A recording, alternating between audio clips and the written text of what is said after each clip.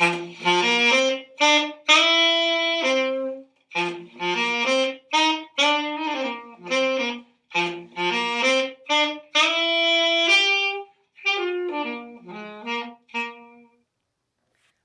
to today's episode of Kezcast with Georgia, Sophie, Danny and Leo. We're going to be talking about the Larkin poems, Reference Back and Love Songs in Age within the context of the Whitsun Weddings collection as a whole. And Georgia will be starting. So we're going to start off by talking a bit about the images in the two poems, particularly Love Songs in Age. So Love Songs is essentially a poem of a woman remembering things from her past after she's found some songbooks from when she was little, but it later goes on to sort of make quite philosophical points about how society in and of itself romanticizes love and relationships to a sort of unreachable level. And like the use of imagery which Larkin uses is really interesting in Love Songs in Age, because he uses lots like associated with youth, like coloured and daughters, and then further on like a simile is used to compare the image of a spring woken tree to the unfailing sense of being young. So here Larkin's kind of linking the positive image of nature with the theme of youth, kind of connoting like new life and hope. But then these like initial positive images give way to more like negative images in the final stanza, where Larkin uses emotive imagery to kind of describe how it was hard for the woman to cry and to pile back the songs and memories. So love is also linked in a negative way to light imagery, which is another motif kind of in the final stanza, where he says, the glare of that much mentioned brilliance, love. So the evoking image of love as kind of a bright glare has almost harsh semantics of it being kind of sharp and like intense and painful. And then finally the closing sentence adds to this like increasingly negative image and portrayal that Larkin's creating of love. The quote is, "It had not done so then and could not now." And it's got quite like a kind of harsh sense of finality in this final sentence, kind of which contrasts with the previous hopeful images of like youth and nature. That's quite an interesting thing about Larkin as well, because he's quite a cynical writer, so quite a lot of the things he writes, even if they sort of seem quite positive to begin with, like Sophie said, with the description of love, if you sort of read more into them, they are quite negative. So like that spring woken tree simile, while it's a really positive description of love, you can sort of take from it that Larkin has quite a negative opinion of old age, because obviously if old age is the opposite of youth, then it's the opposite of a spring woken tree, which would be like a dead tree. And with that like dark theme that Larkin delves into, it's like the last stanza of both these poems, in Reference Back and Love Songs in Age, takes a very different tone. With the point of the last line that Sophie mentioned, similarly in Reference Back, the last line is, by acting differently, we could have kept it so. It's almost like a wistful, longing sort of line. And I think lots of Larkin's final stanzas link back to this big metaphorical point that he makes. He builds up and then he finally like makes a big point. Like these two poems are very characteristic of that kind of Larkinism and things. We've coined a new term. Larkinism style. Awesome. So yeah, I think just the last stanzas are normally the most important ones with the build-up, and also the rhyme scheme can be different in those. So in other ones, such as like Talking in Bed, the syllable count breaks down, sometimes rhymes break down in the last few, so things like that can also demonstrate the negativeness of his final few stanzas. Danny, I hate to put you on the spot, but can you talk about any of the images in Reference Back, or any more of that cynicism? So... It's okay, I'll let you find the page. Page 39. So I guess it does start off more positive, as with many of the poems in the Whitsun Weddings, while he's painting an image of playing records after records, wasting his time at home. But I mean, there's a sense of I guess, loneliness to that time. But which is contrast really with the end of the poem where he's saying that they show us what we have as it once was, blindingly undiminished, just as though, which is very similar to those like Mr. Bleany and Love Songs in Age, where they contrast massively with the start of the poem to the end, which is also shown with like, I guess, like the dysfunctioning musical notes with like the huge remembering pre-electric horn, which is an odd adjective to describe a musical instrument as remembering. Because it almost sense What do you that think it means? What do you think it's like? How does it make you feel then? What do you remember? a remembering horn would be, I guess, kind of, Personifying the horn. yeah. Really. So it's like when he personifies the home in the entire poem as home is so sad, and he like, again with the records aren't just records, they're like collections of her entire memories, and she's like replaying her memories as opposed to just playing the records. That's what I think it means. So like memories are tied to like music Objects. and physical Objects, objects. yeah. And, Yeah. yeah. In reference And back. sounds. Oh, there you go. Yeah, and also like he uses quite kind of commonplace objects, like to link to memories and like the theme of and a motif of nostalgia. Like for example, in Home is So Sad, the closing line is just 2 words. It's kind of a short sentence, and it's that vase, and so the image of a vase kind of, it's quite a specific image, so it kind of brings back specific memories for like the reader. It's also a direct link to Love Songs and Age, where she talks about one marked in circles by a vase of water. So that kind of, the repetition of that image linking to nostalgia is quite interesting, like motif in Larkin's work. So it's even like you can trace the memories through the collection Yeah. even. Yeah, he does sort of carry a lot of images across, like the natural imagery Sophie mentioned in Love Songs is like pretty much the entire poem of hair. Okay. Do you want to talk any more about here? Because I know that was the one you had some ideas about. So here's a really interesting poem as it explores lots of other types of imagery. So at the beginning, the reader's kind of taken on a journey through the city, through the abundant use of like movement imagery. So there's the repetition of the verb swerving alongside kind of detailed visual imagery of all the surroundings which Larkin's seeing, like scarecrows, haystacks, hares. And this is like a asynthetic list, and it places an emphasis of like how the nature's like really extensively intertwined with the city, which Larkin's like supposedly going past in the train.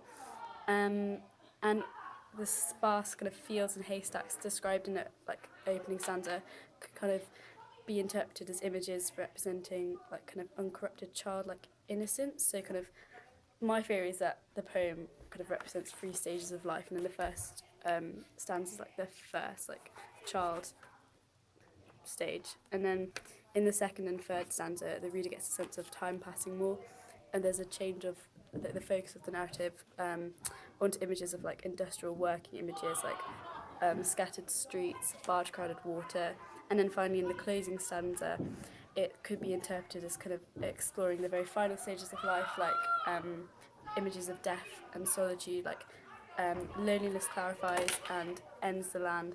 And these images, like, they're initially negative because they're intertwined with like negative connotations, but then he describes unfenced existence, which is like more freedom semantics, so it ends on like a positive note.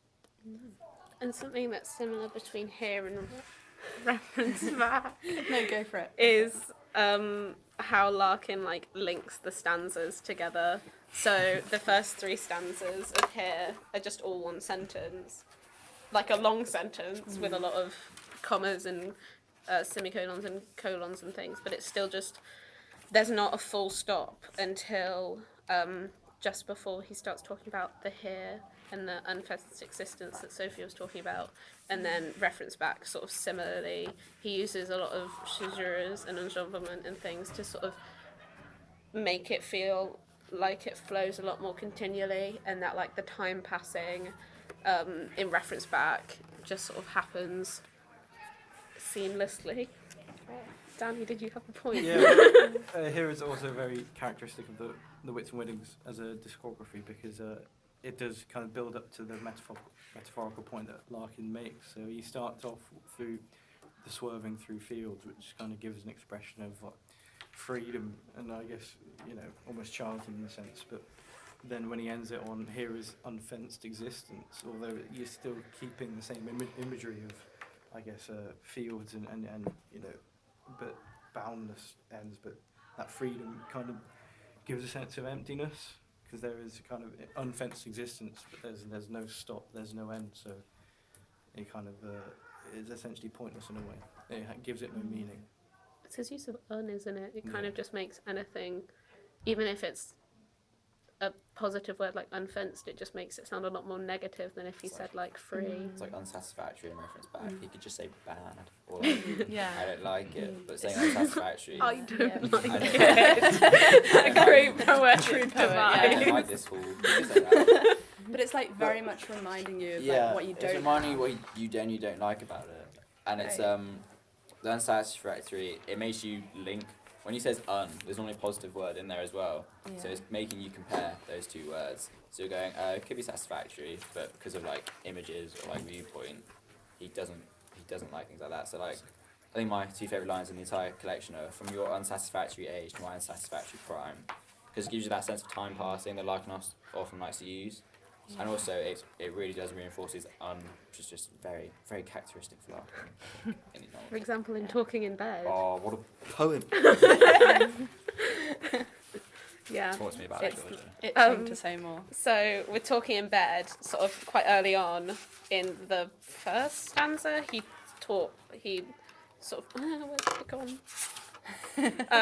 He It's a bit about it's that.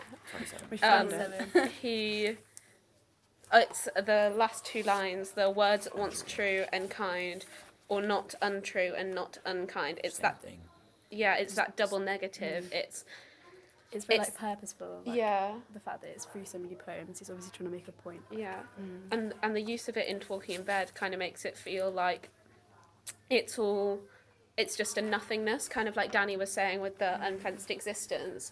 That use of un just sort of makes it like nothing. It's not kind and it's not true, but it's not untrue and it's not unkind. I think Talking in Bed encompasses almost all of Larkin's styles in this, because you've got the untrue, unkind. You've got the quite upsetting ending, where the relationship is just clearly not what it's supposed to be. You've got the metaphorical point he makes at the end of the relationship. You've got the weather. He uses weather, I think, quite a He lot does use weather. in these. So the dark towns heap up on the horizons. He likes to use the landscape to like set the poem somewhere.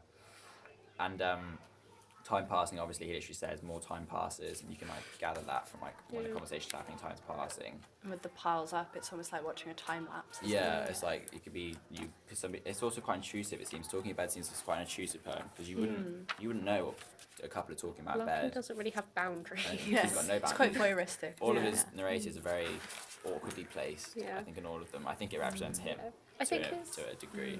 I think he was a bit of a wallflower, yeah. and so I think lots of his narrators follow that. And so it might not be him. Obviously, I don't think he saw two people talking in bed, but I think it's based on his experiences as a person, possibly, and that's why maybe they're so cynical in this collection specifically. I think his narrators are quite interesting, because in here I've seen quite a few people argue that like it's a journey or it's a train journey, but I've seen a couple interpretations where people think it's the journey the wind takes, because obviously it's travelling quite far from like I read that. London town onto the seaside, so some people think, and because it's so like it flows so well and it feels quite omniscient with the list that Yeah, you were like the talking nature about. imagery kind of going through here fields and again. stuff. It does seem like Yeah. more Back on here. a lot of a lot of Swerved people back. seem to think yeah, that it it's might be wind instead of a train. yeah. And then with love songs, the narrator, Different journey. it's a different journey. And Talking in Bed is another different journey. Yeah. Is that another The journey to favourite of yours? divorce. Talking in Bed is my favourite Freddie. Yeah. Okay. Special guest Freddie Ball. Yeah. Non-history student. He is I'm a here historian, to actually. kind of take the ignorant perspective on Philip Larkin. I know Go, very you read little about You him. read a bit in the morning. I read a bit this morning. Me too. Read a bit of which Do you- poem? What's your favourite that you read? Talking in Bed, because I respect Leo's opinion as a student. It's, So, I just think it's all Pose any encompassing. questions. It is quite good. So, The journey. do you it takes think on his as well. his kind of he's known for being quite a depressive, Cynical. cynical We've already character? Do you think? discussed his cynicism. So is this something you've already discussed? Yeah. Yes. Well, that's all I Go briefly for it thought. anyway. Okay. Do you feel like that brings a lot of more value to his poems and another kind of aspect to his I poems? think they make them quite relatable because obviously. Really? I think, Do you two know I think that in general, Larkin takes quite a real perspective on these poems. Like lots of poems, so like what we did like GCSE, things like The Man He Killed or like The Gis My Nicked. They're like war poems, like things that aren't going to happen, like destruction of Sennacherib. Those things aren't going to happen. Whereas like a Larkin poem is very like this happens in the real world. It's happening all the time. And someone like Larkin, there are loads of people like Larkin around. That's not writing poetry. And so I think it's like the cynicism that you mentioned, Freddie. It does give it a relatability, and it makes it easier and more interesting to study. I mean, it seems like as a person he was quite grounded in the real world. Like he grew up in Coventry, very near where we live, and he was also he lived. I did not know lived that, throughout Emily. either, so I mean, Yeah, he's dead though now, which is Yeah. unfortunate. It's like 75 quite years. domestic cynicism or like domestic nihilism rather than Yeah. the kind of war poetry. I think, in a way, like he is cynical like most of his poems. The only one which isn't really is First Sight, that ends on a slightly more like positive note of like hope and new life, which kind of contradicts like most of his other poems are very critical of like the hopelessness of like society and relationships and everything. And I mean, I think it's almost a quite bit positive. too. I feel like Waters. He does haven't tend to read that. take overall quite a bleak view. Yeah. Yeah, Of I just think life it's in general. Is really that rooted in humanity? Like, is his Well, you could cynicism argue in that, like, humanity rather than Is in it bleak nature? or is it just a realistic sense? But he Yeah. definitely doesn't tend to look at the happy side. Like And that's why when the happy poems like that, they do stand out. Yeah. Like, In really In Like- his much poems, more is there any kind of hope for a better world? Well, There's always for hope that's First being Sight cut there is. down. A lot of it's Yeah. being cut down very quickly. So I it's think- like in love songs. I'm sorry, is it okay to go, Georgia? Yeah. So in love songs, when she does start listening to the records, she listens to records and has love songs, and Oh yeah, I know. she gets all the memories and like the hidden freshness, but as per of Larkin, the last stanza crushes that down again, and so like hope doesn't seem to have So much it's of a kind of place. more fatalistic in the fact that it's kind of always going to be sad. It seems there's like always, it, and there's then never so- going to be anything. So it's, like it's in fate. First Sight, it then becomes quite poignant when it doesn't. That doesn't happen. But I that- think it's quite interesting to read him, like to read like this collection when we're all still quite young, like because it is so cynical and a lot of it's about being quite nostalgic for the past, like Love Songs and Home is So Sad and Reference Back, when none of us, like we're all like a quarter of the way through our lives, but we can all still find some, like we can still all relate to Larkin in a sense. It's quite interesting. I'd say like Sonny Prasatin's quite a good like kind of microcosm for Larkin's views because it starts off quite happy with come to Sonny Prasatin, laugh the girl on the poster, but then he immediately cuts it down with the sexualization. A bit of the crude character. language in that poem. Yeah. Do you want to say that? Goodness me, I don't think I'll repeat that. It's a tuberous cock and ball. he describes it to be graffitied with, and the final line with "Now fight cancer" is kind of showing that this new, more bleak, more I guess dark kind of view is painted over the girl, which I guess is quite characteristic of what he's been showing in his poems. With like the, it starts off quite open and happy and open to interpretation, which is what I guess your life could essentially be. As a child, you've got all these options, but essentially slowly gets narrower, and eventually you. Which poem is it that talks about options, Danny? You tell me. Isn't it in The Whitsun Weddings, the quote So that's long. like, I haven't. It's very long. have any of you read it? Yeah, and none thought of the others that they would never meet or how their lives would all contain this hour. It's sort of like the way we live our lives is there are so many options out to us, and yet we can never and will never take all of the options. We can't. When you like come to a fork in the road, you can't go both ways. I think arguably, I'm a I think arguably it could be more depressive for a younger reader, because if you're older, you can maybe relate to the mistakes and choices that Larkin made. But when you're a younger reader, it's sort of saying there'll be choices, but you won't take them, and then you'll end up really sad. So it could be it could be more of an outlook on like the future of life. So I don't know. I'm assuming he didn't write these for 17-year-olds. Do you think that the fact that he spent over 30 years of his professional life isolated in libraries, maybe that's kind of a fuel for the Lovely. Yeah. sadness of I think he I was think- quite a sad man. Yeah, I think definitely a lot of the cynicism like stems from his personal And I life, think and he's he had quite like a really bitter. bad relationship Maybe he was as kind well. of self-deprecating, kind yeah. of isolation. And And I think And quite a lot Danny of was it's talking kind about of- the loneliness. British. Yeah. It's like that really comes Danny through was in his talking about poem.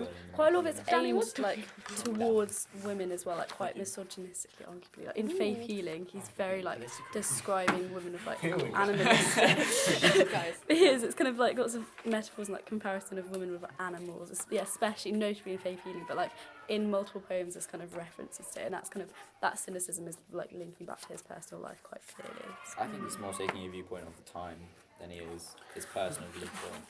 I don't it wasn't think. that I long think ago. the I mean, it 60s wasn't wasn't that that bad that we thought that I'm just saying, women I were think, No, nothing I'm getting but into it. This is good. I think like the 60s were quite misogynistic. This is- They I were mean- very misogynistic at it's times. not It's the 60s was 20s. sex in its revolution ways. year. That was It the was, Yeah, whole exactly. thing. It's That's like, true. Yeah. I beg to think the 70s were more misogynistic than the 60s, Leo. I But think Sophie's Well, right, because Larkin did have a really Yeah, like, a really bad like home Yeah. relationship. I think Yeah. that's reflected in quite a lot of his work. I think Yes. a lot of Larkin is being quite blunt and pointing things out. Like in Faith Healing, maybe he did have these misogynistic views, or maybe he's just making a point that they exist.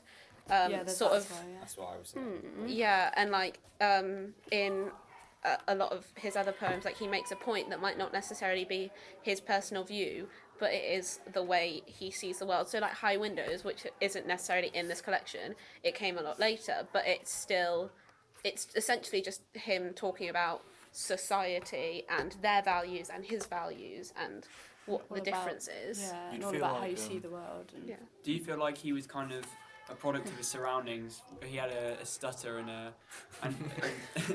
and he kind of retreated to solitude, and that was maybe a product. His depressing poems are a product of the unfortunate medical issues he had.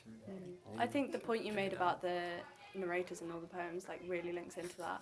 Yeah. I think it was a really good point in that. I don't think he wants himself to be the narrator, because then you can come over that kind of criticism Yeah. and that kind of viewpoint, and then maybe that could cloud it. I think best way he can separate himself from the actual poem. and just Yeah. keep more true Maybe to that's life. why a lot of his poems are about women, because Probably, yeah. what's a more obvious way of separating yourself from Talking about something you don't know. from a narrator is to make them, it's to use different pronouns. So then if it was he, it could be interpreted that the he was Larkin. So I think a few people have said that, Yeah, maybe it is more like autobiographical. like, yeah, some of them are autobiographical. Would you but- think he's using that to express different views that he's seen, or to hide views that he genuinely feels? What do you I think? don't think we can ever Well, I know. suppose the question is Georgia. I've reposted to you. I don't think we I can see. ever know. I don't. Is he? He's dead. 'Cause I he's feel dead. like if you It look could at be different from poem to if poem. you look at a lot of like his views, just in general, I think he was quite misogynist. He was quite racist as well. I mean, Yeah. I assume he was writing poems for quite a long time, so his internal views can change over time. Yeah. That's true as well. Also, That's like we studied one of his poems from a later collection, which was, didn't we? We High studied one of his Windows. poems. Oh, you might the not one be I was there. talking about. And it was just after, because this is like just before the sex revolution. High this Windows. happened. Yeah. Whereas the other one that we studied, which I've forgotten the name of, it was much more free flowing. It was quite graphic. It was quite crude. And I think that represents that what Freddie said. The viewpoints do definitely change. So I think this maybe was not an amazing phase for Larkin in his life. What, he was 20? No, he wasn't 20. He was He was 40. older than He was that. like- he was just entering his 40s, his midlife. So maybe.